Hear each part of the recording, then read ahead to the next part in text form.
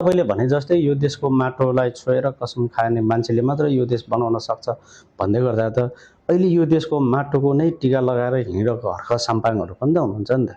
त्यसो भने त के हर्क साम्पाङहरूबाट अब यो देश चाहिँ कता समृद्ध बन्न सम्भव छ कि छैन? समृद्ध बन्न यदि उहाँहरूले अलिकति सङ्घर्ष गर्ने व्यक्ति हो, म मान्छु सङ्घर्ष गर्ने व्यक्ति हो, तर उहाँले पनि कुन धारमा बोलिरहनु भएको छ? उहाँ को हो त? विश्व वैज्ञानिकले प्रमाणित गरेको म्यान भनेर त मैले अघि नै भनिसकेँ नि त। उहाँ निग्रोमा पर्नुभयो कि आर्यनमा पर्नुभयो कि मङ्गोलमा पर्नुभयो कि कति कुराहरू उहाँले मङ्गोलको कुराहरू बुझ्नु नै भएको छैन। ए मङ्गोल भनेको त यस्तो हो यस्तो हो भनिरहनुहुन्छ। म उहाँको हरेक कार्यक्रम हेरिरहन्छु। मैले मतलब उहाँलाई विरोध गर्न खोजेको होइन, तर उहाँ म को हो भन्ने कुरा नै उहाँलाई थाहा छैन के होइन। मङ्गोल भनेको के हो, जनजाति भनेको के हो, आदिवासी भनेको के हो, मङ्गोलको मार्गदर्शन सिद्धान्त के हो, त्यो कुरा बुझ्नु भएको छ। देशको माया गर्नुहुन्छ, तर मूलवासीको छोरा त उहाँ हो। तर उहाँले चाहिँ भोलि अन्तमा यो देशमा आर्यन भर्सेस मङ्गोलको यदि लडाइँ हुँदाखेरि होइन, यदि वैचारिक लडाइँ हुँदाखेरि उहाँ को हो त? खस आर्यन हो कि मङ्गोल हो? त्यसकारण उहाँले चाहिँ के बुझ्नु पर्यो भने म को हो। यदि यो जन्मभूमिको मातृत्व बनाउँदै गर्दाखेरि उहाँले आफ्नो गर्नु भएको छ, काम नगर्नु भएको होइन, गर्नु भएको छ। तर उहाँले चाहिँ एउटा जुन हाम्रो मङ्गल दर्शनको कुराहरूलाई कति कुराहरूलाई उहाँले बोलिरहनुहुन्छ के होइन, अलिकति विरोध गरेर बोलिराख्नु भएको छ। म उहाँलाई चाहिँ प्रश्न गर्न चाहन्छु कि उहाँ यो देशको सच्चा भूमिपुत्र, हामीले चाहिँ कुनै पनि व्यक्तिलाई चाहिँ हामीले आरोप पनि लगाएको होइन, हामी कसैलाई विरोध गर्न खोजेको पनि होइन। तर उहाँले चाहिँ म को हो भन्ने कुरा पहिला कुरा उहाँले बुझ्नुहोस्, इतिहास पल्टाउनुहोस्।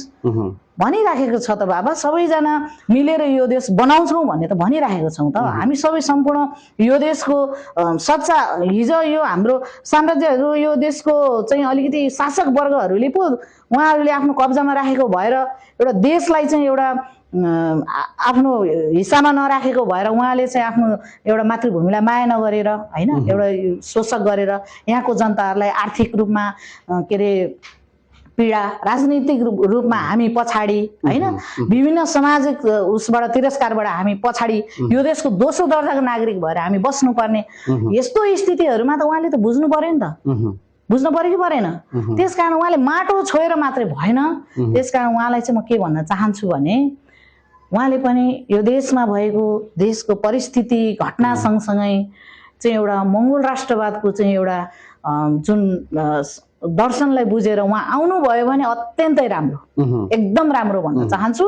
र कर्मशीलको हिसाबमा उहाँले गर्नु भएको छ। तर म को हुँ, म के हुँ र मैले के गर्नुपर्छ र मेरो कर्मथलो कहाँ हो र मेरो चाहिँ भोलिको भविष्य के हो भन्ने कुरा उहाँले बुझ्नुभयो भने एकदमै राम्रो भयो। बुझ्नु भएन भने उहाँ पनि दुईटा ढुङ्गामा खुट्टा हाल्नुहुन्छ। किनभने उहाँ एउटा मङ्गोल त हो होइन, एउटा मङ्गोल भूमिपुत्र त हो नि त। अर्को स्याम्पङ भनेपछि उहाँ एउटा भूमिपुत्र, मङ्गोल भूमिपुत्र हो। दुईटा ढुङ्गामा यसरी तपाईँ खुट्टा हाल्दै जानुभयो भने है, पारी तर्दै जाँदाखेरि तपाईँले कहाँसम्म दिनुहुन्छ दुईटा ढुङ्गा होइन, जहाँसम्म जान्छ त्यहाँ पछि उहाँ यो दुईटा ढुङ्गा गइसकेपछि उहाँ एक्सिडेन्ट हुनुहुन्छ। अनि त्यतिखेर थाहा भएर काम हुँदैन। भनेपछि हर्क साम्पाङको अहिलेको जुन हर्क साम्पाङको जो क्रेज छ त्यसमा लागेको मान्छेहरूको भविष्य चाहिँ अन्यलमा छ, एकदम अन्यलमा छ। किनभने एउटा परिश्रम गर्ने व्यक्तिलाई साथ दिनुपर्छ भन्ने कुरा चाहिँ हो होइन, तर राजनीतिक हिसाबमा अलिकति त्यो हुन्छ, एउटा समुदायको हिसाबमा अलिकति एउटा हामी मङ्गोलहरूको चाहिँ अलिकति फेरि मैले भन्न खोजेको मङ्गोलको मात्रै बनाउनुपर्छ है, मङ्गोलको मात्रै सङ्गठन बनाउनुपर्छ, मङ्गोलको मात्रै यो गर्नुपर्छ भन्न खोजेको होइन। यो राष्ट्रमा सामूहिक रूपमा त गर्नुपर्छ।